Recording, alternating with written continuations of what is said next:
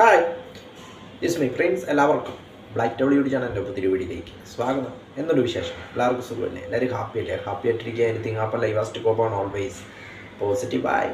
അപ്പം നമ്മളിന്ന് നോക്കുന്നത് വാട്ട് ഈസ് ചന്ദിപുര വൈറസ്, എന്താണ് ചന്ദിപുര വൈറസ്. അപ്പോൾ അതിനെക്കുറിച്ചാണ് നമ്മൾ നോക്കുന്നത്.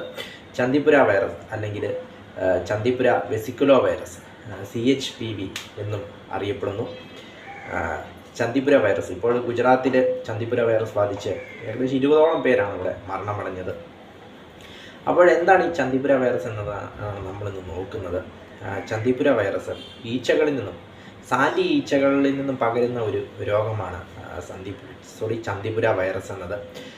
ഈച്ചകളുടെ കടി കേൾക്കുന്നവർക്ക്, സാൻഡി വിഭാഗത്തിൽപ്പെട്ട ഈച്ചകളുടെ കടി കേൾക്കുന്നവർക്ക് ഈ അസുഖം പെട്ടെന്ന് ബാധിക്കും.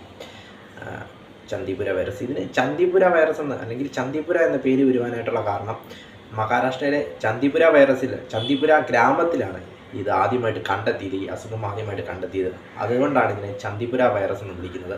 ഇതിൻ്റെ ചരിത്രം നോക്കുമ്പോൾ 1965 മഹാരാഷ്ട്രയിലെ ചന്ദിപുര ഗ്രാമത്തിലെ 2 പേർക്കാണ് ആദ്യമായിട്ട് ഈ അസുഖം, അവരിൽ നിന്നാണ് ആദ്യമായി കണ്ടെത്തിയത്. അതുകൊണ്ടാണ് ഈ പേര് വന്നത്. പിന്നീട് 2003 ജൂലൈ ഓഗസ്റ്റ് മാസങ്ങളിൽ ഏകദേശം 320ഓളം മരണങ്ങൾ സംഭവിച്ചു. 2004 മഹാരാഷ്ട്രയിലും ആന്ധ്രാപ്രദേശിലുമായി ഏകദേശം 183ഓളം മരണം സംഭവിച്ചു. പിന്നീട് ഇടയ്ക്കിടെ ഗുജറാത്തിൽ ഇത് ഉണ്ടായിക്കൊണ്ടിരിക്കുന്നു. 2010, 2014, 2016, 2019, ഇപ്പോഴത്തെ 2024 ഇപ്പോൾ ജൂലൈ മാസത്തിലും ഇത് ഗുജറാത്തിൽ ഇങ്ങനെ അടിക്കടി ഉണ്ടായിക്കൊണ്ടിരിക്കുകയാണ് ചന്ദിപുര വൈറസ് എന്നത്.